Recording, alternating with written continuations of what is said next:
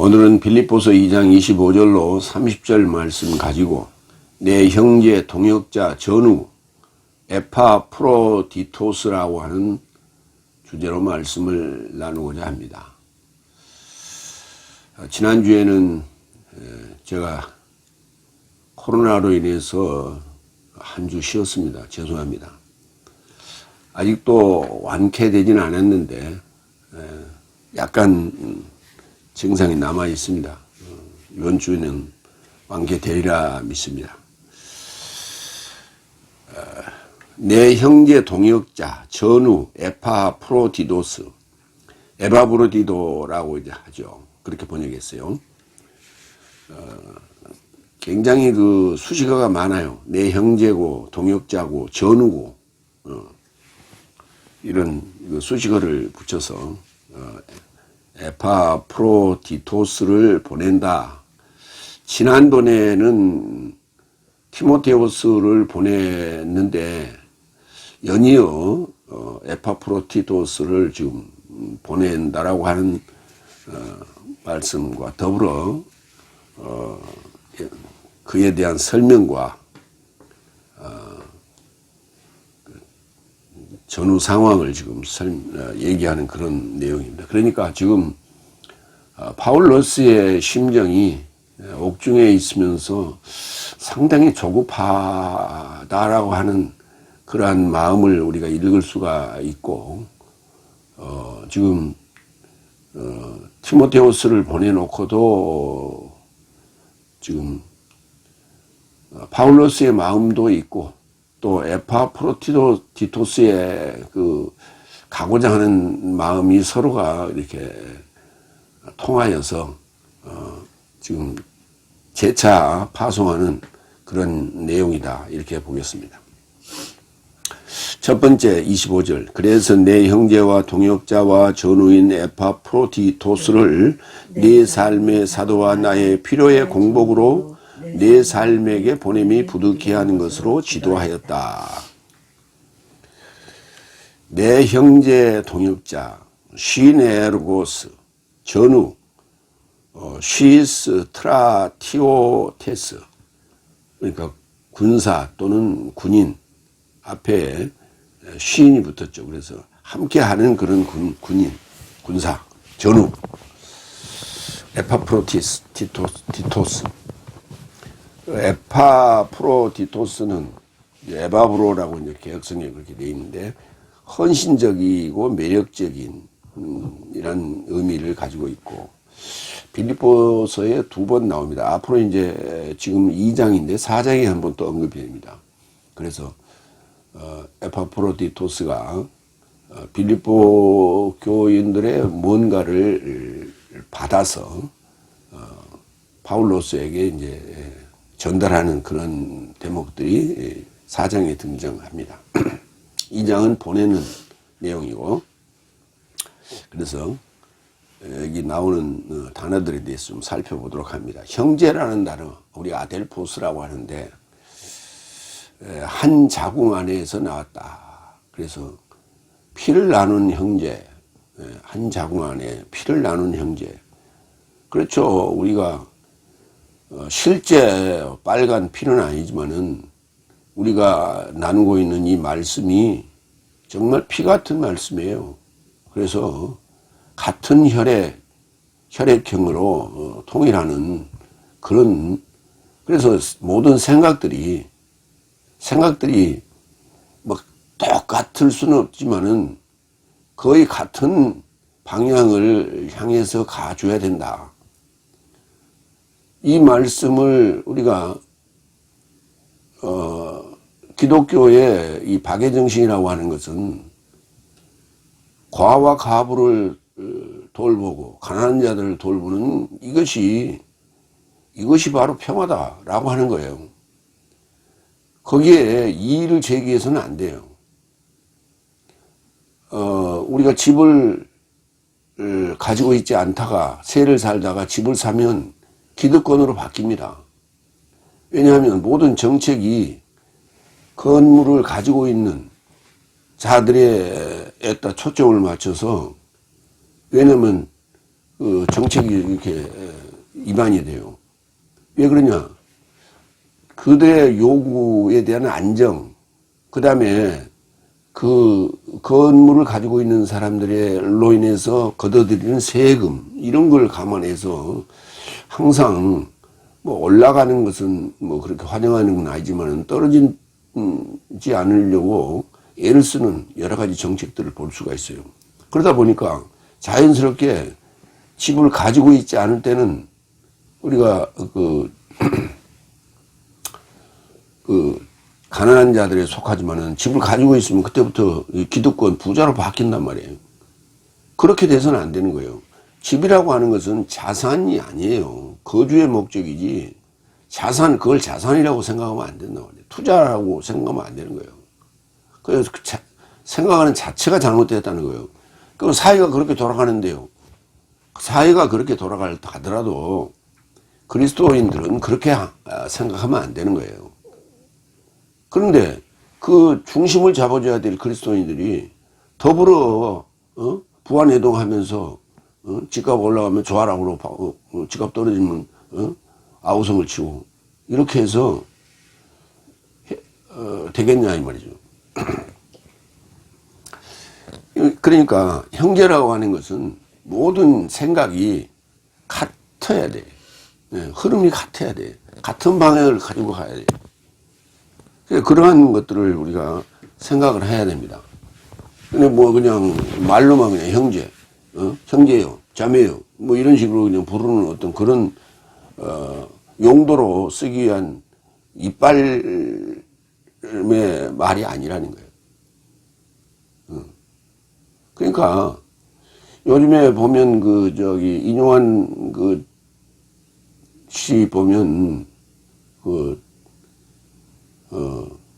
혁신위원장으로 국힘당에 들어갔는데 그 양반이 순천에서 살 때는 그 아버지, 그 조부 등 어머니, 형님 할 것 없이 가난한 자들을 위해서 애쓰는 그러한 삶을 살아왔어요. 그러나 지금 현재 그가 기득권이 돼 있어요. 그래가지고 지금 그 속내를 이제는 여실히 그 국힘당에 들어가서 그 모습을 드러내고 있잖아요. 그래서 그 꼰대 노릇을 하고 있는 거예요. 그렇게 돼서는 안 되는 거예요. 그 아버지 욕먹이는 거고, 어머니 욕먹이는 거고, 형님 욕먹이는 거고, 조부를 욕먹이는 거예요. 그렇게 사람이 변덕스러우면 안 되는 거예요. 그리스도는 어제나 오늘이나 항상 가난한 자의 편이고 고아와 가부의 편이었어요. 있으나 없을 때나 그래야 되는 거예요. 한결같아야 돼. 그리스도인들이 그렇지 않다고요. 이 올챙이 때와 개구리 때가 전혀 달라요. 그러니까 사회가 출렁거리는 거예요. 중심을 잡아줘야 될 자들이 그리스도인들인데 그리스도인들이 시대의 조리에 맞춰서 그렇게 권력에 맞춰서 그렇게 행동을 하면 안 된다 하는 말씀을 드립니다. 히브리서 2장 11절에 그 형제에 대해서 잘 설명을 하고 있어요. 거룩하게 하시는 자와 거룩함을 받는 자 삶이 모두 하나에서 나왔으니 이러한 이유로 저 삶을 형제 삶으로 초청하시기를 부끄러워 아니하시고. 주님은 하나님의 실체예요. 그러면서도 그 기득권 중에 기득권이에요. 그러나 그가 인간의 모습으로 나타났을 때 그 삶은 전혀 그렇지 않았어요. 죄인과 그 창기들의 친구가 되고 그들을 환영하였으며 멀리하지 않았습니다.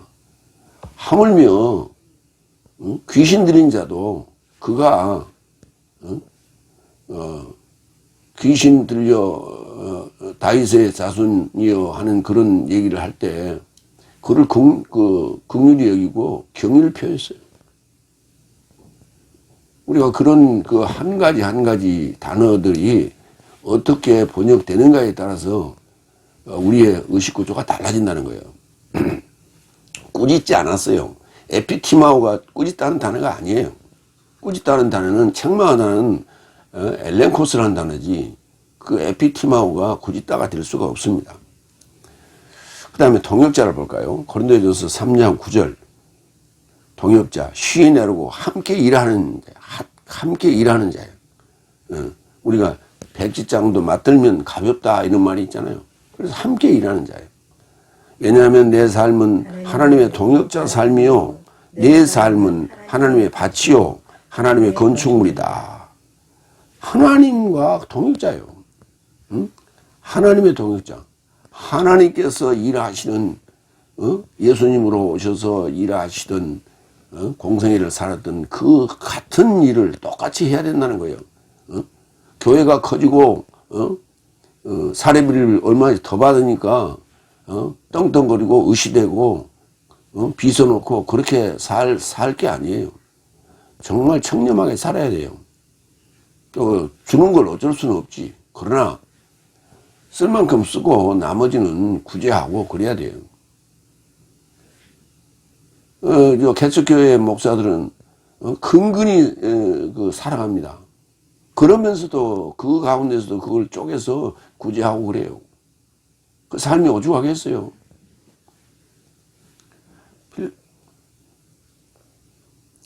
빌레몬서 1장 1절로 2절 볼까요? 크리스토스 예수스의 포로 파울로스와 형제 티모테오스는 내 삶의 동역자인 사랑스러운 빌레몬과 사랑스러운 자매 아비아와 내 삶의 전우 아키뽀와 내 집을 따르는 교회에게 편지한다는 얘기죠. 그래서 티모테오스를 내 삶의 동역자라고 그랬고, 그 다음에 사랑스러운 빌레몬도 동역자라고 표현했고, 그 다음에 사랑스러운 자매 아비아, 그 다음에 내 삶의 전우 아키뽀, 이런 아주 정말 그 끈끈한, 전우라고 하는 것은 정말 끈끈한 관계예요. 우리가 이제 그 월남 전투라든지 베트남 전투라든지 그런 전투, 6.25 전투, 이런 걸 겪은 사람들의 얘기를 들어보면, 전쟁터에 나가서 즐거운 사람이 어디가 있겠어요? 무섭지 않은 사람이 어디가 있겠어요? 그래서 적과 함께 총을 겨누고 싸울 때 옆에 있는 전우가 총을 맞아 쓰러질 때 눈에 보이는 게 없더라. 내 죽음을 불사하고 정말 그냥 악착같이 싸웠다. 이런 얘기들을 합니다. 이게 전우예요. 내 삶의 전우 아키포. 이런 표현. 내 삶의 동역자 사랑스러운 빌레몬. 이런 표현을 써요. 파울로스의 언어의 수사, 미사오구가 아니라 정말 그 마음에서 우러나오는 그런 진심이라는 거예요. 이런 표현들이. 빌립보서 4장 18절도 볼까요? 나는 내 모든 삶을 전부 받았으니 또한 풍부하도다. 네 삶에게서 전해진 삶을 내가 에파프로디토스 편에서 받아서 충만하게 되었으니. 그러니까 에파프로디토스를 통해서 빌립보 4장에서 빌립보 교인들에게서 무언가를 지금 받았다. 이런 표현을 지금 하고 있어요. 내 모든 삶을 전부 받았으니 나 또한 풍부하다. 내가 지금 밥을 안 먹어도 배가 부르다. 뭐 이런 표현이에요. 향기로운 냄새요 받을 만한 재물이다. 그러니까 에바프로디토스가 뭔가 지금 그 옥중에서 궁핍하게 살고 있는 그 파울로스를 향해서 정말 그들이 뭔가 정성스럽게 모아준 어떤 것들을 가지고 지금 왔다. 거기에 대한 표현을 하고 있죠. 하나님에게 기쁘게 할 일이다. 그게 바로 하나님에게 기쁘게 하는 일이다. 이런 표현을 썼어요. 사도, 아포스톨로스, 네 삶의 사도와 나의 필요의 공복이다. 이런 표현을 썼어요. 에바브로디토스가 네 삶에게는 사도요. 내 필요에는 공복이다. 이런 표현을 썼어요.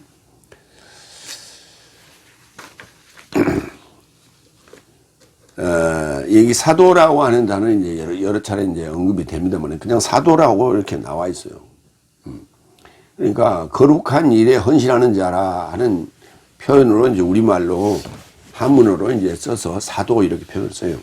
근데 이 사도라고 하는 아포스톨로스는 접두어 알파 와 그다음에 아포와 스텔로 접두어 아포와 스텔로의 합성어입니다. 그래서 스텔로에 대해서 좀 살펴보도록 합니다. 스텔로라는 단어는 보낸다는 단어가 아니에요. 그러니까 우리는 이제 보낸다는 단어로 해서 합성어를 떼어 보낸다, 완성하여 보낸다, 뭐 이렇게 썼는데 보낸다는 의미가 아니라 정리한다는 거예요. 정리하여 완전히 열매된 자, 연그러진 자. 그러니까 정리하여 열매된 자. 뭘 정리했는가? 과거를 정리했다는 거예요. 다섯째 날 삶을 정리한 자예요. 그러니까 새로운 삶을 사는 자다. 이런 얘기가 되는 거예요. 그게 사도입니다. 그게 사도예요. 그러니까 우리말로 그냥 사도 이렇게 해놓으니까 거룩한 일에 헌신하는 자 이렇게 생각을 해서 정말 다른 자들과 평신도들과 구별된 자 이제 이런 표현으로 사도라는 표현을 썼는데 그렇게 볼 수도 있죠. 그렇게 볼 수도 있어요. 그러나 다섯째 날 삶을 완전히 스텔로 정리한 자다. 그러면 스텔로가 쓰인 데를 좀 볼까요? 고린도후서 8장 20절. 지난번에도 한번 얘기를 했어요. 그런데 오늘 다시 한번 얘기를 좀 하겠습니다. 이것을 정리하는 것은 스텔로, 내 삶에 의해 봉사받은 자로 이 관대함 안에서 누구도 내 삶을 비난하지 못하게 하려 함이라. 봉사받은 자로 이 관대함 안에서 누구도 내 삶을 비난하지 못하게 하려 합니다. 그래서 정리를 다 했다. 그러니까 실수든 과거든 미진하게 놔둬서는 안 돼요. 그래서 누가 나의 과거에 대해서 시비를 걸면 인정하고 그때 상황은 어쩔 수 없었다 라고 하는 것으로 사과와 인정과 사과를 통해서 정리하고 앞으로는 그렇지 않겠습니다 라고 하는 것을 분명히 선을 그었을 때 사람들은 그를 정말 멋진 인생이다, 멋진 사람이다 이렇게 봐줄 수 있는 거예요. 아닙니다. 부인하고 변명하고 그렇게 하지 말라 이게. 지금 이게 우리 요새 많이 보잖아요. 국무위원들 청문회 하는 과정에서 과거의 행적들, 그 자녀들의 행적들 이것들을 이제 들춰서 질문하는데 그때마다 순수하게 인정하고 잘못했다 정말 100배 사죄하고 그렇게 하면 아니 그걸 그거 사죄해가고 되겠냐? 그런 식으로 야박하게 나갈 사람들이 얼마나 있겠어요. 그렇지 않아도 그냥 임명할 텐데. 그래서 정말 국민 앞에 그 질문하는 청문회원 앞에서 정말 깍듯이 사죄하는 그런 모습을 정말 보고 싶은 거예요. 근데 그렇지 않아서 자꾸 시비거리가 되고 언론에 오르고 내리고 그러잖아요. 데살로니가후서 3장 6절도 봅니다. 그래서 형제 삶아 내 삶은 크리스토스 예수스 내 삶의 주의 이름 안에서 네 삶에게 경계하나니 무질서하게 활보하여 내 삶의 곁에서 넘겨받은 유전을 좇지 않는 모든 형제로부터 내 삶을 정리하라. 그렇죠. 무질서한 삶과 유전에 대해서 정리하라는 거예요. 스텔로. 정리, 결단하고 정리하여 분리된 자가 사도예요.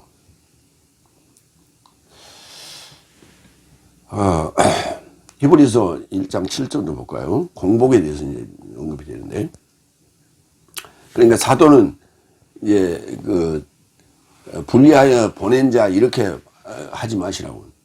그러니까 이게 전부 다 이 스텔로가 쓰인데요. 스텔로가 그렇게 많이 쓰이진 않았는데 스텔로가 쓰인 데를 전부 보낸다 뭐 이렇게 이런 식으로 이상하게 번역을 해버렸어요. 그래서 지금 새로 바로 잡은 겁니다. 정리하는 거예요. 정리 정돈 결단하는 거예요. 그래서 사도라고 이렇게 칭함을 받을 자들은 정말 과거의 삶과 과거의 그렇잖아요. 파울로스를 보면 알 수 있잖아요. 과거에 그가 산헤드린 공회 회원 행동대원으로서 예수 믿는 자들을 잡으러 다니는 그런 공문을 가지고 담메색에 가다가 이제 예수님을 만나서 거기서 완전히 회개하고 돌아선 자 아닙니까? 그래서 과거에 그 다섯 날까지의 삶을 완전히 정리하는 거예요. 이게. 그래서 전혀 딴 사람이 됐잖아요. 우리가 파울로스를 보면 알 수 있는 거예요. 그러니까 나머지 사도라고 칭함을 받은 모든 12사도를 비롯한 120문도 500여 형제들도 마찬가지예요. 그들도 사도와 같은 그런 아포스톨로스의 삶을 살았단 말이에요.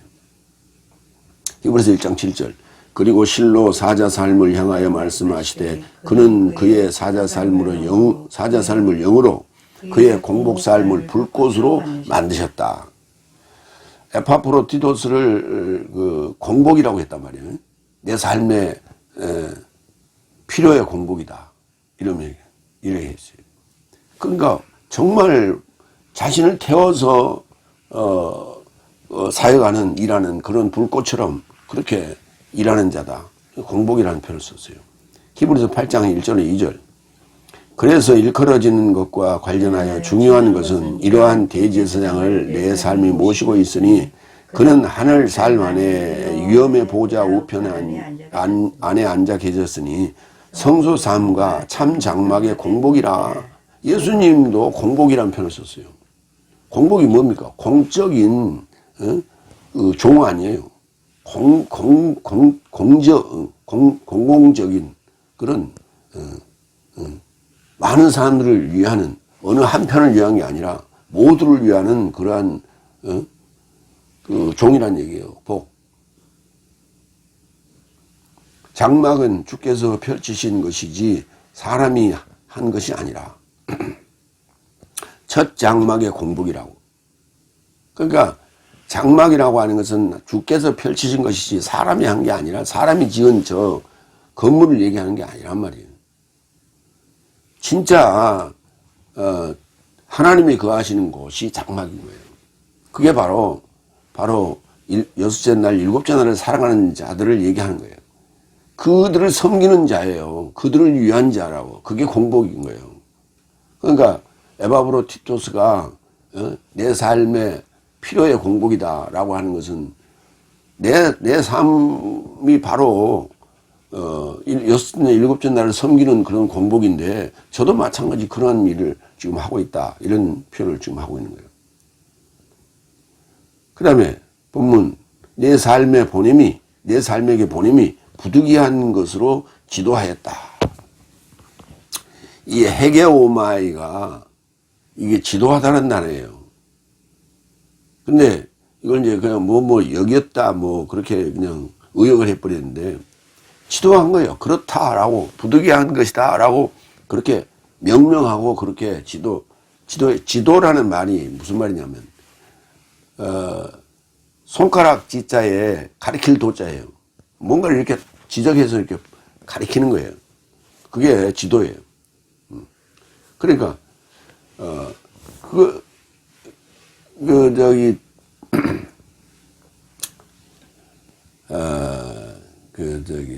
옛날에 새마을 운동할 때나 아니면 그렇죠. 새마을 운동할 때 주로 박정희 대통령이 그 사진 찍을 때 보면 어디 농촌에 가서 이렇게 손가락 가르치면서 이렇게 뭐라고 하는 그런 모습들을 다 이렇게 사진으로 찍어갖고 이렇게 이렇게 뭘 지도하셨습니다.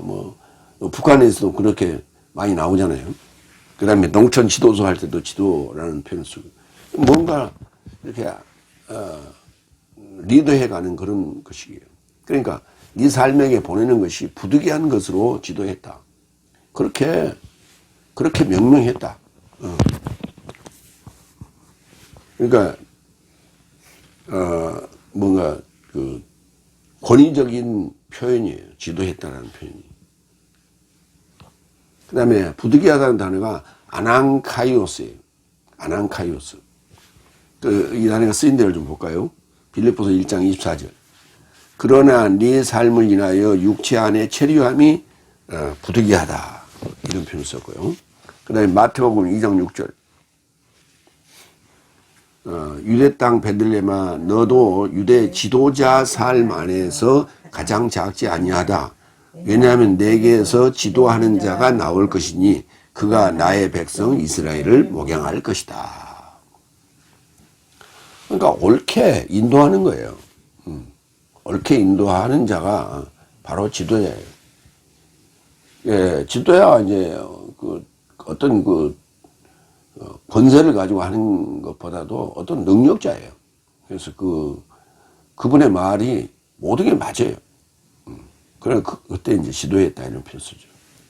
두 번째 26절.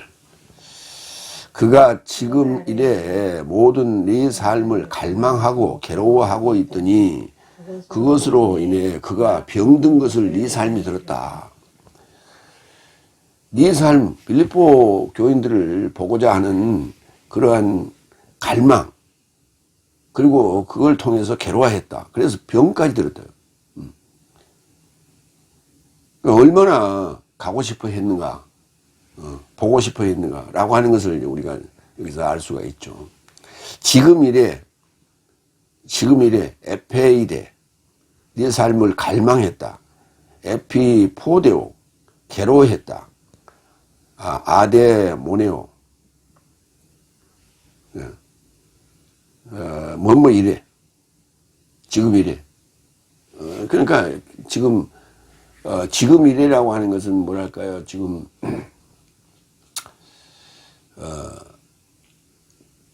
빌립보 교회를 향해서 이 편지를 쓰는 그 순간부터 뭐 그런 얘기가 되겠죠. 지금 이래. 누가복음 7장 1절. 그리하여 그의 해설 모두를 백성의 귀 삶에 이르고자 채우시고 난 이래. 그때 에페이데. 그는 카페르나움에 이르고자 들어가셨다. 채우고자 난 이래. 뭔가를 시작한 그 시기부터 뭐 이런 얘기죠. 그 다음에 빌립보 1장 8절 갈망. 왜냐하면 내가 그리스도스 예수의 심정 안에서 내 모든 삶을 갈망하는 만큼 하나님이 내 증인이다. 갈망했다는 거예요. 갈망. 소망보다도 더 이렇게 간절함이 묻어 나오는 표현이죠. 갈망했다. 갈증이라는 표현에 쓰는 거죠. 그러니까 갈증, 물을 정말 마시고 싶은 거 아니에요. 이렇게 목이 말라 막 터져가지고 막. 우리가 이제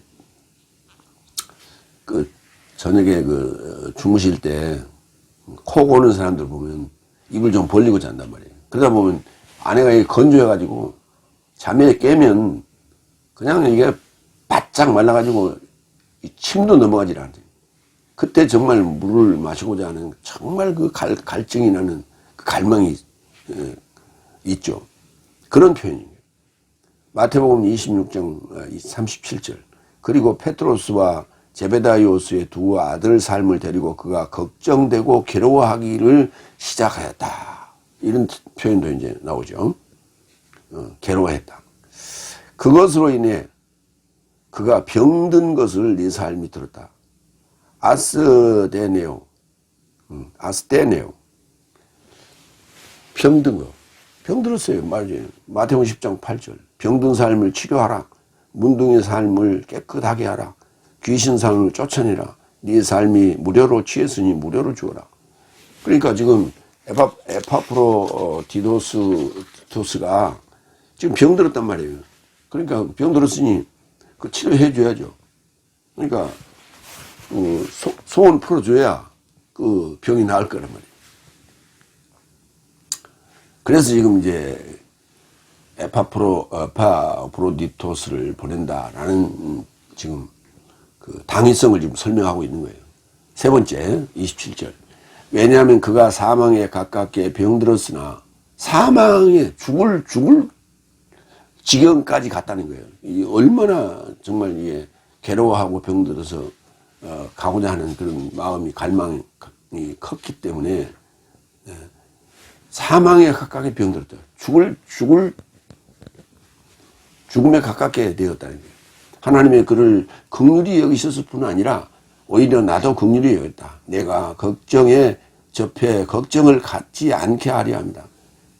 그러니까 에바프로디토스가 지금 병들어가지고 하나님의 긍휼함을 입었는데 나도 지금 마찬가지고 내가 이제 더 이상 걱정을 끼칠 수가 없다.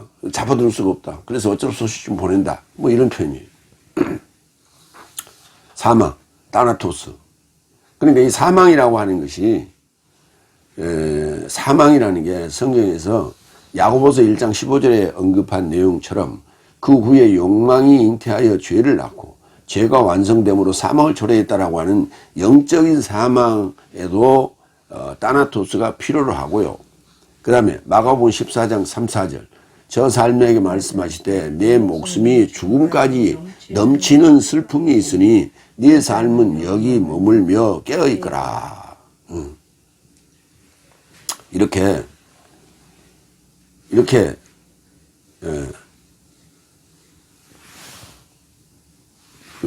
진짜 목숨이 죽음에 도달하는 것도 사망 같은 게 사망이라는 단어는 그냥 같이 썼어요. 공용으로.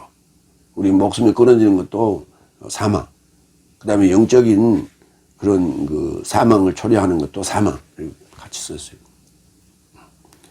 가깝게 되었다라고 하는 플레시온이라는 단어는 이거 본문에 한 번 딱 쓰였어요. 그래서 빌립보서에 주로 이런 그 파울로스의 그 편지에 보면 옥중 서신에 보면 한두 번 쓰인 그런 단어들이 몇 번 나옵니다. 그래서 그 단어들이 여기 가깝게라고 하는 단어도 같다. 그 다음에 하나님이 그를 긍휼히 여겼다. 엘레에오. 하나님이 긍휼히 여기셨을 뿐 아니라 오히려 나도 긍휼히 여겼다. 그러니까 하나님 마음과 내 마음이 같다. 이런 얘기예요. 긍휼이라는 단어는 마태복음이 굉장히 중요한 단어 중에 하나예요. 마태복음 5장 7절. 긍휼히 여기는 삶은 행복하다. 왜냐하면 저 삶이 긍휼히 여김을 받을 것이다. 그러니까 하나님이 긍휼히 여기고 나도 긍휼히 여겼으니 나도 또 긍휼함을 받을 것이라는 거예요. 그래서 그 에파브로디토스를 보내는 것이 바로 그를 위한 것이고 그를 긍휼히 여기는 것이고 또 그를 통해서 뭔가 또 파울로스에게 가져오는 그런 향기로운 재물도 있더라 하는 거죠. 마태복음 18장 33절 나도 너를 긍휼히 여긴 것처럼 저도 네 동료를 긍휼히 여김이 마땅하지 않느냐. 예. 긍휼히 여긴다는 것은 이거는 어떤 그 전파력이에요. 긍휼히 여기면 또 긍휼히 또 여기는 거예요. 긍휼함을 받은 자가. 예. 그래서 내리사랑처럼 이렇게 되는 거예요. 로마서 9장 15절 왜냐하면 그가 모세수에게 말씀하신다. 내가 긍휼히 여길 자를 긍휼히 여기고 불쌍히 여길 자를 불쌍히 여길 것이다. 긍휼히 여길 자를 긍휼히 여기고 불쌍히 여길 자를 불쌍히 여긴다. 그들이 긍휼함을 입을 그런 병든 자들이고 그다음에 불쌍히 여길 그런 어떤 그 가난함과 슬픔에 있는 자들이라는 거예요. 이게 하나님이 우리를 동역자로, 사역자로, 전우로, 사도로 세운 목적이에요. 이유이고. 예. 내가 걱정을 갖지 않게 하려 합니다. 걱정이라는 단어는 리페. 고린도후서 7장 10절. 왜냐하면 하나님을 좇는 걱정은 되게 이제 근심이라고 했어요. 걱정, 근심 그렇게 이제 우리가 얘기하죠. 걱정이에요, 걱정. 근심은 조금 좀 표현이 좀 약해요. 하나님을 좇는 걱정은 후회 없는 구원에 이르고자 회개를 실행하나 세상의 걱정은 사망을 실행한다. 세상 문제로 우리가 걱정할 필요는 없다는 거예요. 그건 사망을 초래하는 것이지, 사망을 초래하는 것이지, 구원을 초래하는 그런 회개를 실행하지는 않는다. 회개까지 이르지 않는다는 거예요. 그러니까 세상 것이 그 권력이나 재물을 탐하는 그 결말은 결코 썩 좋지 않아요. 얼마 전에 어디 절간에 가서 화재로 아마 자살한 것 같은데 그 자승 총무원장 그 자가 그 총무원장으로 2번을 재임했는데 재임하는 동안 굉장히 구설수가 많았어요. 권력을 탐하고 자기 그 신복들을 심고 형제들을 또 추천하고 자기 권력을 추천하고 그다음에 생수를 팔면서 그걸 감노수라고 해가지고 그래가지고 사업을 하고 그리고 돈을 챙기고 이런 여러 가지 그 구설수가 굉장히 많았고 많은 사람들로부터 그 개혁의 대상이라고 하는 그런 공격을 많이 받았죠. 그런데 결말이 결코 좋지 않아요. 결말이 결코 좋지 않아요. 그래서 무슨 그 내막이 있는지 모르겠지만은 그가 자살하고 스스로 그 화재를 통해서 이게 죽게 됐는데 그 국정원에서 조사가 나왔어요. 아니 일개에 스님이 죽었는데 왜 국정원에서 왜 나가요? 할 일 없어요. 국정원에서 나갔다는 얘기는 뭔가 흑막이 있다는 거예요. 응? 흑막이 있다는 거예요. 무슨 말이냐? 무슨 정권과의 어떤 딜이 있었고 어떤 정권의 약점을 가지고 있었는데 그것을 어딘가에 적어놨을 그게 아마 어디가 나올 겁니다. 앞으로 그런 어떤 유사라든지 무언가가 나오지 않을까 해서 국정원이 나간 거 아니겠어요? 국정원이 왜 나가요? 할 일 없이 경찰들이 나가야지. 그래서 일단 나온 거는 아직 그런 단서가 될 만한 걸 아직 나오지 않았어요. 그래가지고 유서라고 해서 몇 자 끌적거려 놓은 그 차량에서 발견됐다고 하는데 국정원이 나왔다는 것은 뭔가 흑막이 있다. 그래서 그런 그 권력과 재물을 멀리 해야 될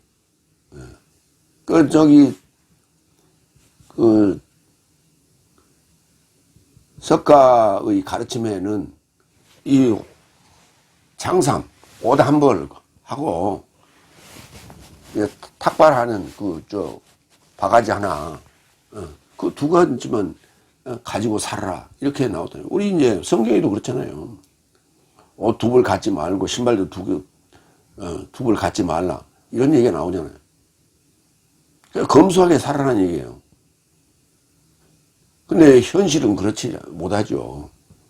그래요. 현실에 순응하면 살 때 아니 스님들이 차 끄고 다닌다고 그거 가지고 누가 시비 걸고 뭐라고 하지는 않잖아요.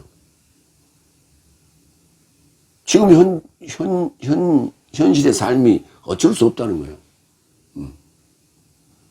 그래 그런 정도를 가지고 누가 뭐라 하겠어요? 과하니까 문제가 되고 시비를 거는 거죠. 2번째 대지로 갑니다. 내 삶은 주 안에서 모든 기쁨과 결합하여 저를 환영하라. 저는 이제 에파브로디토스를 얘기하는 거죠. 빌립보서 2장 28절 30절. 네 번째 28절. 그런즉 네 삶이 그를 다시 알아보고 기뻐하게 하려고 내가 저를 급하게 보냈다. 나도 더 걱정 없게 하려 합니다. 걱정에 내가 두 번이나 지금 언급이 됩니다. 네 삶이 그를 다시 알아보고 기뻐하게 하려 합니다. 이 알아본다는 에이도라는 단어, 이 단어가 참 재미있는 단어예요. 그런데 이 단어는 알아본다는 이 표현으로 전혀 쓰지 않았어요. 번역을 그렇게 하지 않았어요. 이 단어가 여러 차례 나오는 마태복음 2장 9절로 11절을 봅니다.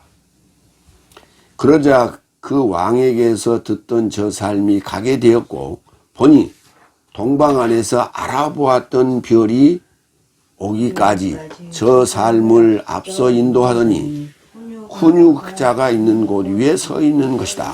그러자 저 삶이 별을 알아보고 에이도 그래야 맞죠? 별들이 많이 있는데 그 중에 저 별이다. 저 별이다 라고 하는 거예요. 그러니까 동방에서 알아보았던 저 별이야 하고 그때 이렇게 찍어놨던 그 별이 그 다음에 또 지금 이제 다시 가다가 훈육아가 있는 곳 위에 서 있었단 말이죠. 저 삶이 별을 알아보고 그렇죠. 알아보고 심히 위대한 기쁨을 축하했다.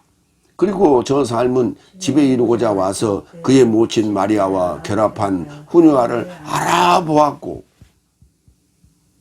아니 그때 당시에 그 주변에 별이 있는 그 주변에 그 바운다리를 어디로 정할 거예요? 그때 아이를 생산한 자들이 예수님만 있었겠어요? 그런데도 불구하고 예수님이 그 갓난아기를 알아보았단 말이에요. 그리고 엎드려 그에게 예배하였다. 그리고 저 삶의 보물 삶을 열어 그에게 예물로 금과 유황과 모략을 바쳤다. 이렇게 이 단어가 알아보았다라고 해야 맞는 거예요. 그냥 보고라면 그냥 보고만 해봐요. 동방 안에서 보았던 별이 오기까지 그러자 저 삶이 별을 보고 아니 별이 한두 개예요. 그냥 대충 골라서 그냥 별을 봅니까? 우리가 하늘에 있는 별을 보면서 저것은 북두칠성, 저것은 북궁성, 저거는 샛별, 저것은 삼태성 이렇게 다 지명을 하잖아요. 그 알아보는 거 아니에요. 그때 쓰는 단어예요. 에이도라는 단어가. 이 에이도가 많이 쓰였어요. 그래서 이 단어를 정확하게 그렇게 번역하는 게 맞다. 내가 저를 급하게 보냈다. 이 급하게라는 단어가 스푸다이오테로스예요. 테로스가 붙으면은 더 비교급이에요. 그래서 이 테로스는 이제 부사고 테로스는 형용사예요. 이 뒤에 붙는 전미사인데 이 단어는 스퓨도에서 옵니다. 스퓨도. 우리가 이게 이제 영어로 가면 스피드가 된 거예요. 스피드. 속도. 속도. 급하게. 그게 이제 속도로 가는, 그러니까 속도를 높이다라는 데가 스퓨도. 그 다음에 속도. 스푸대. 그 다음에, 빠르게. 스푸다이오스. 그 다음에 그게 이제 더 빠르게. 스푸다이오테로스. 더 빠른, 이렇게 되겠죠. 형용사니까. 그 다음에 더 빠르게. 스푸다이오테로스. 이렇게 되는 거예요. 이 단어도, 쓰인 데가 그렇게 많지 않아요. 베드로 3장 12절. 하나님의 날의 출현을 기다리고 서두르면, 빠르게 서두른다. 급하게 하면 그 날을 인하여 하늘 삶이 불붙어져 풀어지고 초등학문이 불살라져 녹아지게 된다. 아니 하나님의 날의 출현을 기다리고 서두르면 그렇게 된다는 얘기예요. 그러니까 날짜를 지명해서 얘기하는 것은 맞지 않는 거예요. 그래서 이 하나님의 날의 출현은 어떻게 하느냐에 따라서 빨리도 오고 늦게도 오고 오지 않을 수도 있고 올 수도 있고 그런 거예요. 각자에 따라서 다 달라요. 그러니까 앞으로 올 것이다라고 재림 예수를 기다리는 것도 지금 안 맞는 얘기고, 그리고 몇 월 며칠 날 온다라고 날짜를 지명하는 것도 그것도 말이 안 되는 얘기예요. 그러니까 그렇게 그런 날짜를 지정하거나 미래지향적인 어느 날에 한꺼번에 올 것이다라고 하는 것, 그런 주장을 하지 못하도록 이렇게 해놨어요. 하나님의 날의 출현을 기다린다는 데는 아직 안 왔다는 얘기예요. 그러면 서두르면 온다는 얘기예요. 그럼 뭘 통해서 이게 가능하냐?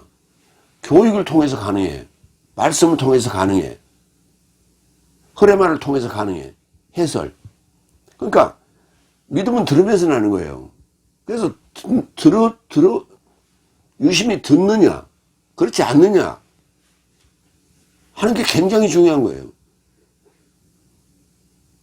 믿음은 다른 게 아니에요. 뭐 마음에서 그냥 내가 믿으면 그냥 되지 뭐 그냥 꼭 교회 나가야 됩니까?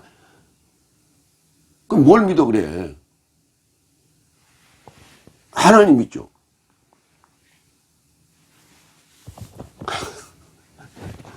하나님이 계시는 걸 있느냐 없느냐를 믿는 게 아니잖아요. 성경은 있느냐 없느냐 인정하냐 안 하냐가 문제가 아니에요. 네가 받아들이느냐 안 받아들이냐예요. 근데 지금 잘못 가고 있잖아요. 잘못 가고 있는 거. 잘못 가고 있는 게 뭐냐면 하타트 관역을 빗나갔다는 얘기예요. 그게 죄라는 단어예요. 그러니까 화살이 지금 잘못 가고 있는 거예요. 화살이 관역을 향해서 가야 되는데 잘못 가고 있다는 얘기예요.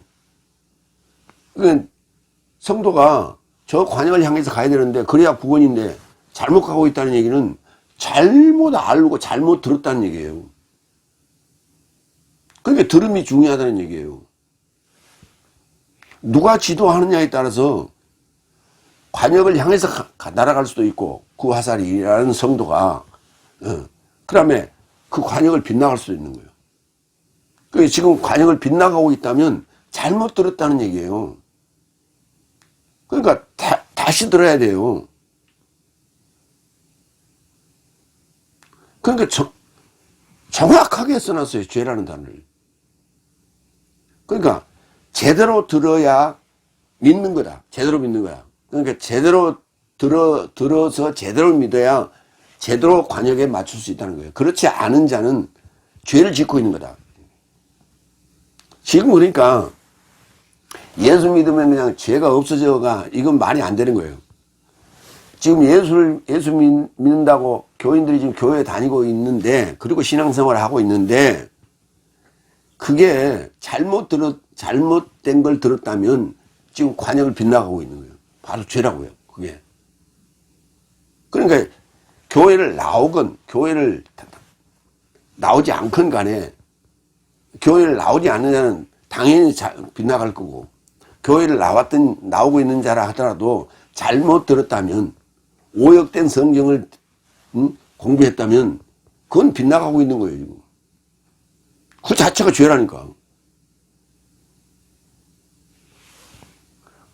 그러니까 죄로부터 벗어나려면, 해방되려면 제대로 들어라.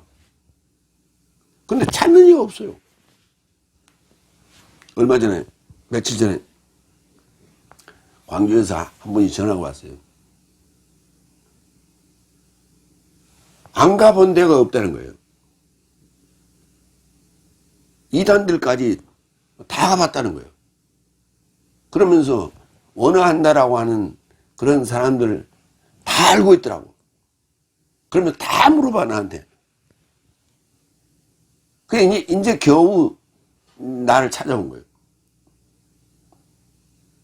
근데 이제 유튜브에 있는 그 동영상을 듣다가 하도 뭐라 그러니까 내가 야단치니까 짜증나가지고 에이 안 들어야지 하다가 그랬는데 또 생각이 나더래. 그래서 어쩔 수 없이 그래도 그냥 들었대. 그러면서 웃으면서 전화가 왔더라고요.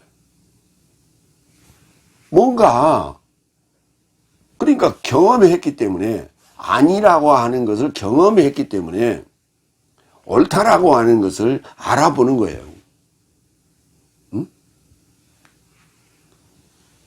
위패라고 하는 것을 막 전부 경험했기 때문에 진패를 알아보는 거예요. 이제 앞으로 이제 얼마나 길게 갈란지 모르겠습니다만은 어쨌든 간에 이제 그래서 내가 이제 그 교재도 보내고 했는데 성공하기를 바랍니다. 하나님의 날의 출현을 기다리고 서두르면 스피드를 내면 그 날을 인하여 하늘 삶이 불붙어져 풀어지고 초등학문이 불살라져 녹아지게 된다고요. 이렇게 녹아지게 돼버리면 그것이 바로 정리된 자예요. 정리된 자. 그리고 정리된 자가 바로 누구냐? 아포스톨로스 사도예요. 그러니까 서두르시라고요. 스피드를 내라고, 속도를 내시라고. 누가복음 1장 39절. 그리하여 이날 삶 안에서 마리아가 일어나 유대 동네에 이르고자 빠름과 스피드를 냈다고요. 빠름과 결합하여 산지에 이르고자 가서 자카리아스의 집에 들어가 엘리사벳을 문안하였다. 빨리 갔다고. 느리게 갈 수도 있고 빨리 갈 수도 있잖아요. 빨리 스피드를 냈다고. 나도 더 걱정 없게 하려고 알파 접두사 그다음에 리포 테로스 그랬는데 더 걱정 없게 아까 리페가 걱정이라 그랬죠. 그러니까 더 걱정 없게 더 걱정 없게 더 이제 후회하지 않게끔 요한복음 16장 20절로 22절 내가 진실로 네 삶에게 말한다. 네 삶은 울고 슬퍼할 것이나 세상은 기뻐할 것이다. 그래서 네 삶은 걱정할 것이나 이 걱정이라는 단어 앞에 접두돼 알파가 접두되어 있고 부정사가 접두되어 있고 그 다음에 전미는 테로스가 전미가 되어 있어요. 그 기본 단어가 걱정, 리페라는 단어예요. 그래서 네 삶은 걱정될 것이나 오히려 네 삶의 걱정이 기쁨에 이르고자 발생할 것이다. 여자가 언제든 해산한다면 그녀의 시점이 왔기 때문에 걱정을 가지나 언제든 훈육을 낳는다면 세상에 이르고자 사람이 탄생되었기 때문에 기쁨을 인하여 환난에서 더 이상 기억하지 않는다. 그런즉 네 삶도 실로 이제 걱정을 가지나 내가 다시 네 삶을 볼 것이며 네 삶의 마음이 기쁠 것이며 네 삶의 기쁨을 네 삶에서부터 아무도 빼앗지 못한다. 아니 훈육아를 하면 기쁨이 걱정이 기쁨으로 바뀌는데 아무도 빼앗지 못한다고요? 이번에 하마스가 이스라엘 그 포로들을 잡아갔는데 그 중에 그 어린아이가 있었어요. 그 아이가 죽었대요. 그 부모가 뺏기고 싶겠어요? 뺏긴다니까. 세상에 현실에 있는 아이는 누가 잡아가면 뺏길 수도 있어요. 그런데 여기 낳는 훈육아는 뺏기지 않는다니까. 그러니까 이게 품 안에 이렇게 안고 있는 그 아이가 아니라니까. 성경을 잘 끝까지 읽어봐야 이렇게. 네 삶의 기쁨을 네 삶으로부터 아무도 빼앗지 못할 그 훈육아가 누구냐고. 어떻게 나에게 그 훈육아가 탄생돼야 되냐고. 내 마음 안에 탄생돼야만이 가능하지 않겠어요? 그거 뺏어갈 수 없지. 그리고 남자는 무슨 수로 나 여자는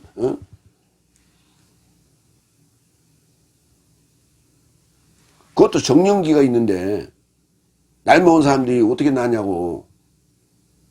남자가 어떻게 낳냐고, 얘를. 그러니까 성경을 성경으로 보시라고. 성경을 성경으로 안 보고 세상 얘기로 보니까 성경이 잘못 인식되고 잘못 믿고 있기 때문에 관역을 빗나가고 있는 거예요. 그러니까 다 죄 짓고 있는 거예요. 성경 잘못 풀이하면 다 죄 짓는 거예요. 근데 자기는 지금 제대로 풀고 있다는 거예요. 뭘 보고? 개혁 성경 보고. 5번째, 29절. 그런즉 네 삶은 주 안에서 모든 기쁨과 결합하여 저를 환영하여 네 삶도 이런 보배로운 삶을 소유하라. 에파프로디토스가 이제 보배로운 자가 됐어요. 그리고 기쁨으로 저를 환영하라고 지금 얘기했어요. 환영하다. 프로스 데코마이. 이 데코마이가 맞이하다예요. 맞이하다. 그런데 무엇을 향하여 맞이하니까 이게 환영하다가 되는 거예요. 누가복음 12장 36절. 그리고 네 삶은 마치 결혼식 삶에서 언젠가 헤어질 것이니 그가 와서 두드리면 곧장 그에게 열어주려고 그 자신 삶의 주인을 환영하는 사람과 같다. 이렇게 번역이 맞는데 뭐라고 해놨냐면 기다리는 사람과 같다. 이렇게 번역이 났어요. 환영하는 사람이에요. 무엇을 향하여 맞이하다. 기다리라는 단어가 쓰인 데는 이런데 유다서 1장 21절. 하나님의 사랑 안에서 자신의 삶을 지키라. 영생에 이르고자 내 삶의 주 그리스도스 예수스 긍휼을 환영하라. 여기도 마찬가지 기다리라고 번역이 났어요. 로마서 기다리라는 단어를 볼까요? 로마서 8장 19절. 왜냐하면 창조물의 간절한 기대는 아포크라도키아는 하나님의 아들 삶의 계시를 간절히 기다린다. 아페크 데코마이. 거기도 데코마이가 들어가긴 들어갔어요. 그러다 보니까 이제 그걸 기다린다고 번역했는데, 아포 더하기 에크 더하기 데코마이예요. 그러니까 맞이하러 나와서 이렇게 목을 빼고 있는 그런 입장이에요. 그게 데코마이예요. 간절히 기대는 거. 간절한 기대. 아포카라도키아. 카라 머리라 그런다는데, 머리로서 생각하는 거예요.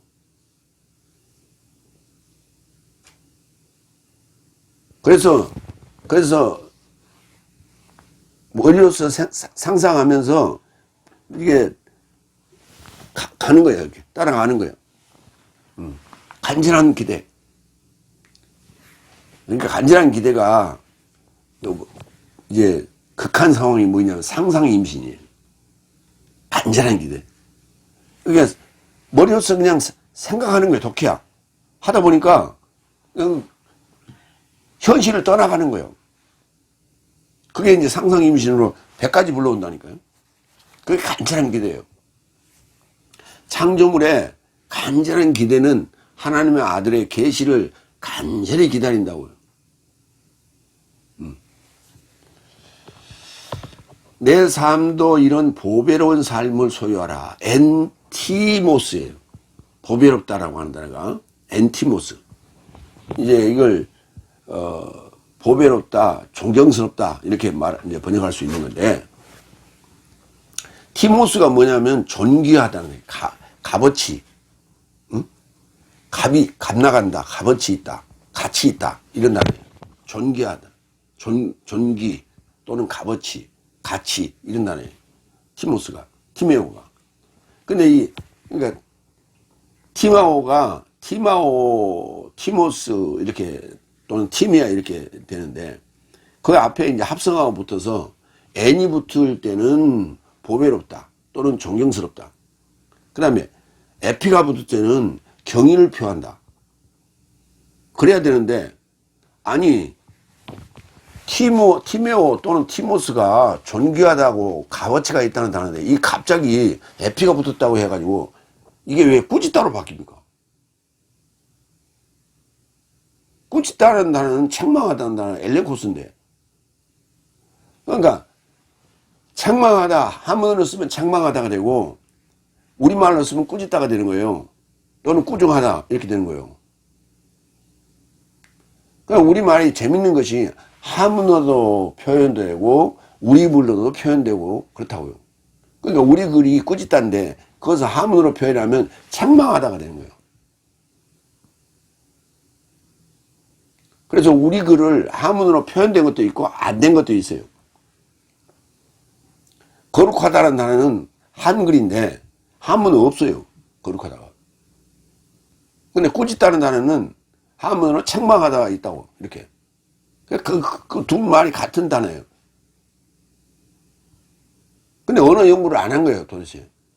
그러니까, 티마오 앞에 에피가 붙었다고 어떻게 그게 꾸짖다가 돼?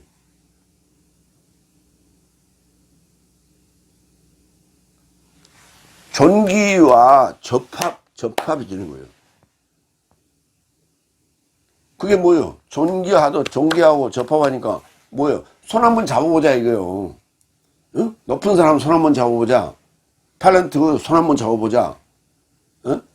그러니까 아무개하고 손 한번 악수했는데 이거 며칠 동안 씻지 않았다. 이런 표현을 우리가 얘기를 듣잖아요.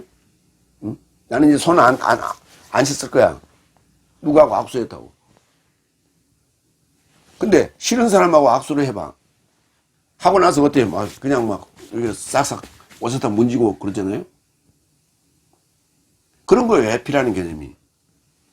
손 한번 잡아보고 싶은 거예요.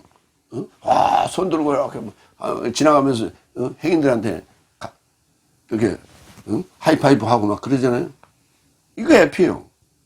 그 존경스러운 경의를 표하는 거예요, 그게. 그 경의를 표하는 게 이제 직접적으로 닿지 않고 경의를 표하는 게 뭐예요? 격리 아니에요, 격리. 그래서 손 들어서 이렇게 하는 거 아니에요. 뭔가를 표하는 거예요, 에피.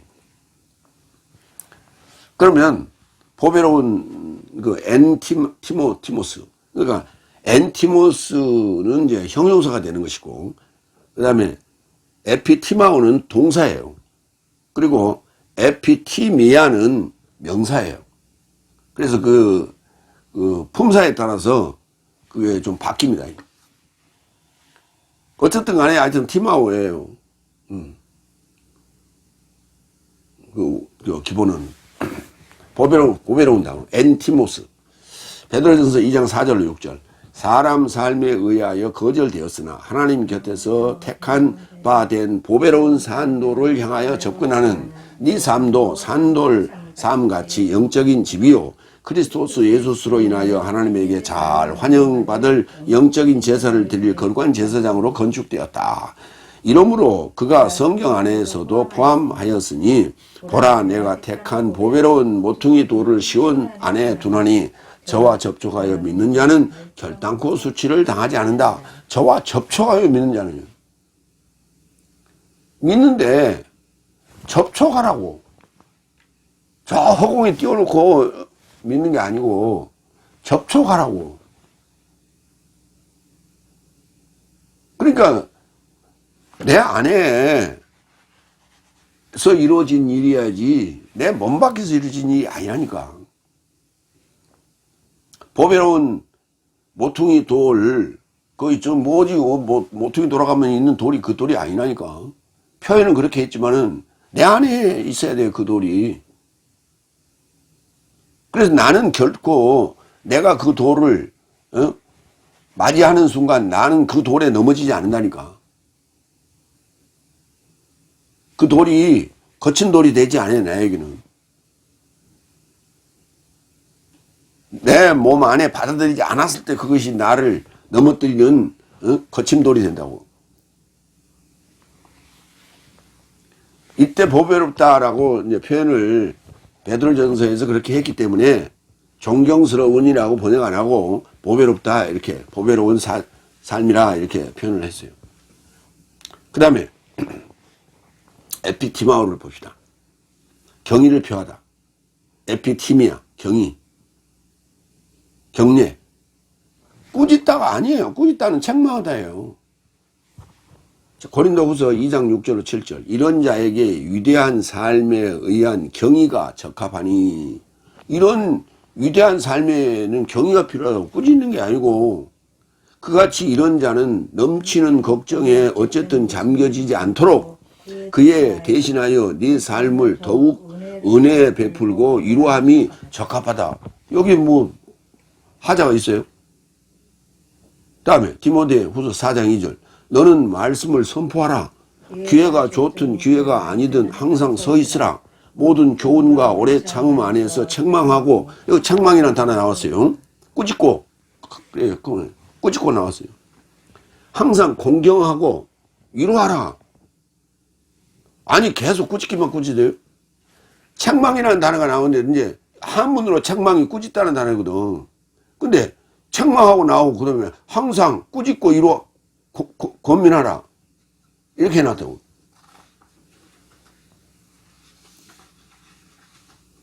파라클레토스 위로하라예요. 항상 공경하고 위로하라고.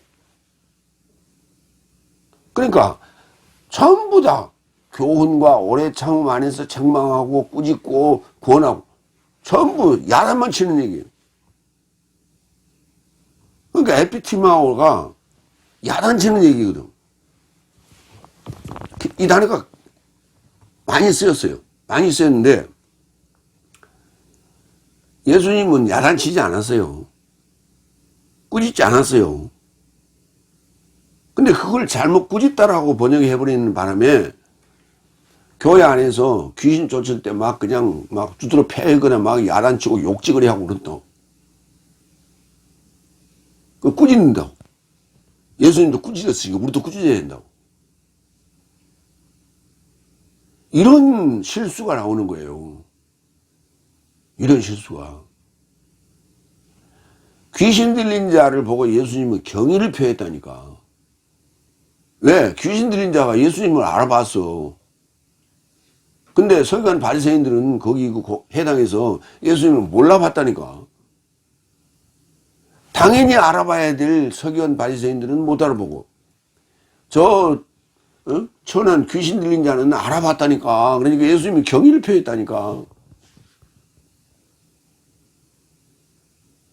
근데 문맥상 그게 꾸짖다라고 하는 게 맞을 것 같으니까 그냥 꾸짖다로 번역해버린 거예요.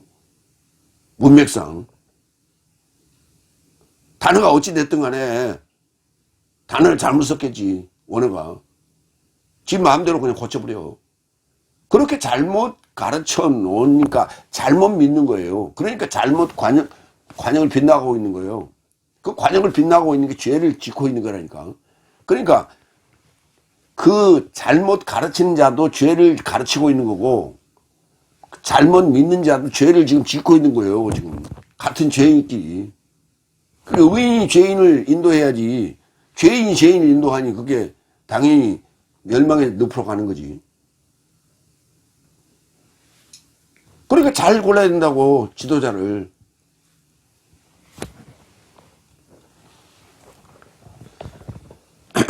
여섯 번째, 이 30절. 저가 그리스도스의 일을 인하여 사망에까지 가까웠기 때문에 나를 향한 섬김이 네 삶의 부족함을 보충하려고 목숨에 소홀한 것이다.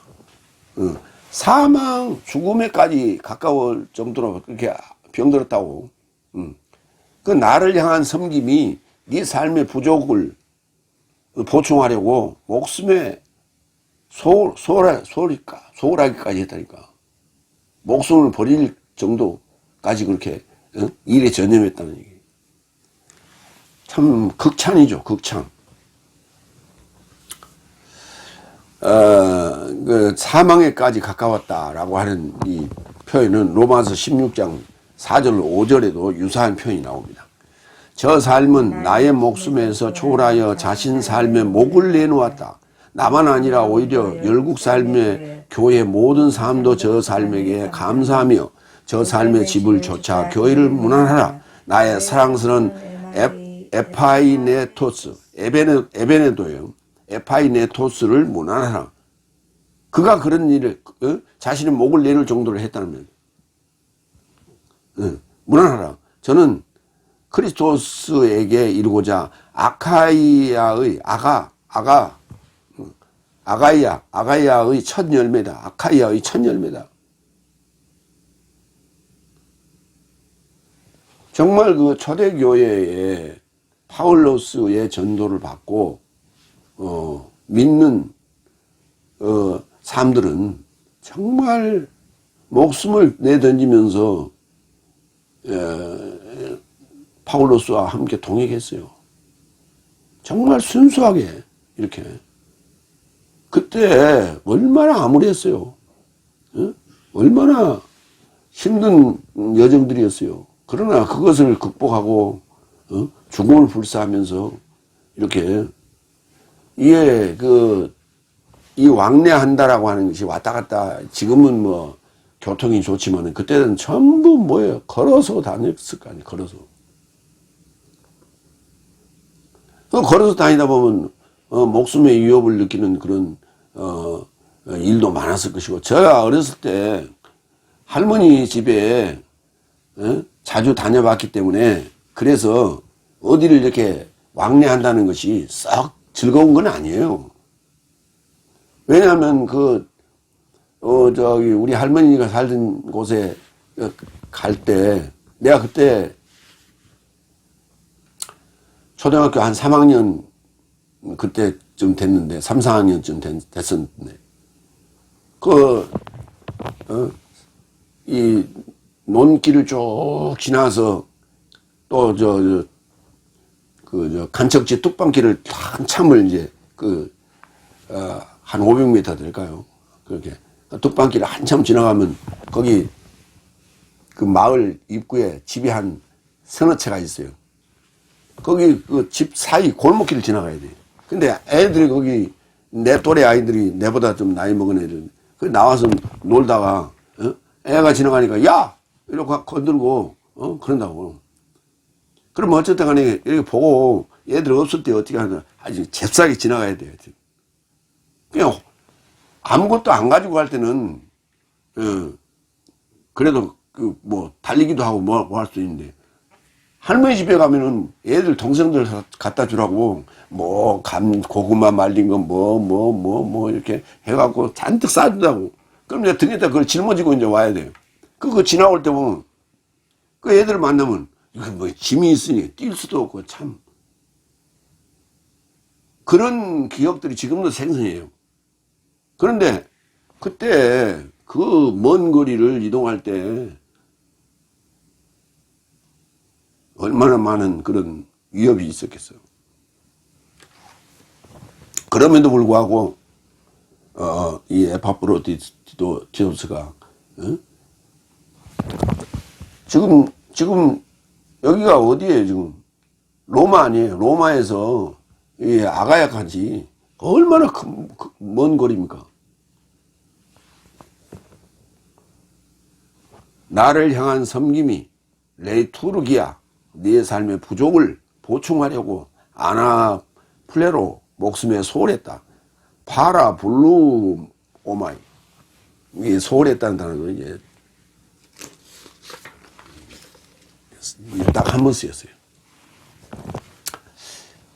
섬김, 빌립보서 2장 17절. 오히려 내가 네 삶의 믿음의 섬김과 제사로 드려진다 해도 나는 기뻐하고 내 모든 삶과 함께 기뻐한다. 그러니까 레이투르기아가 이 섬기는 섬김인데, 정말 그 종으로서, 공복으로서의 섬기는 내 모든 걸 다 내려놓고 하는 그런 일이에요. 고린도후서 8장 14절. 이제 내 삶의 때 안에 있는 넘친 것이 저 삶의 부족에 이르고자 하며, 저 삶 넘친 것도 내 삶 부족에 이르게 되어 아무튼 균등이 되려 함이라 그랬어요. 그래서 부족함을 보충한다는 것이 휴스테레마 부족을 아나플레로 한다는 것이 부족한 걸 채우는 것이 아니라 서로 나누는 거예요. 이게. 응? 서로 나누는 거예요. 그래서 많이 가진 자는 그냥 쌓아놓고 있는 게 아니고 없는 자에게 나눠줌으로써 균등하게 하려 함이라 그랬잖아요. 서로 균등하게 했어. 왜? 그건 다 안 나누면 놔두면 썩어요. 먹을 만큼만 있어야 돼. 그래서 우리가 생필품 뭐 살 때, 응? 그 식품이나 그 야채나 과일 살 때도 싸다고 많이 사지 않잖아요. 집에 보관할 어떤 그런 장소나 냉장고나 이런 걸 감안해서 5kg 사고 10kg가 싸지 훨씬. 그런데 5kg 사는 거 아니에요. 보관하기 위해서. 그건 싸서 갖다 놓으면 뭐예요? 상한데. 적당하게 먹을 것을 감안해서 사야 되는 거 아니에요. 물건을 살 때도 그런데 뭔가가 많이 넘치게 들어왔으면 나눠야 되는 거예요. 근데 창고에 갖다 쌓아놓으면 돼요. 그렇게 부정한 건 서로 보충하고 나누라. 갈라디아서 6장 2절. 내 삶은 서로의 짐을 짊어지라. 그리고 이렇게 그리스도의 법을 보충하라. 그리스도의 법을 아나플레로. 플레로가 채우다는 단어예요. 플레로가 채우다. 아나플레로. 아나 먹어라. 이렇게 갖다 나누라니까. 그렇게 섬기는 마음으로 갖다 주는 거예요. 그게 아나예요. 올려주는 거. 이렇게. 그게 보충이라냐. 그 아나가 붙은 단어가 올려보낸다. 올려 이렇게 채우는다. 그러니까 있는 자가 없는 자에게 나눌 때는 내려주는 거 아니에요. 근데 그것을 아나플레로라 했다니까. 올려주는 것으로 이렇게 했다니까. 그게 결국은 있는 자가 없는 자에게 나눠주는 것이 하나님께 구이는 거라고요. 예. 마무리합니다. 티모데우스를 보내놓고 그래도 부족해서 형제의 전후 동역자인 에파브로디토스를 연달아 보냅니다. 시간차가 얼마나 있었는지 언급이 없죠. 그래서 뭐 얼마가 지나서 이런 말이 없기 때문에 없지만 그가 네 삶을 갈망하고 괴로워하고 사망에 가깝게 병든 것을 네 삶이 들었고 하나님의 긍휼을 입고 급히 보낸다. 뭐 급히 보내는 이유는 뭐냐? 걱정을 없애기 위한 것이다. 저가 내 삶의 부족함을 보충하려고 목숨에 소원한 것이니 환영하고 이런 보배로운 삶을 소유하라. 아멘. 기도하겠습니다.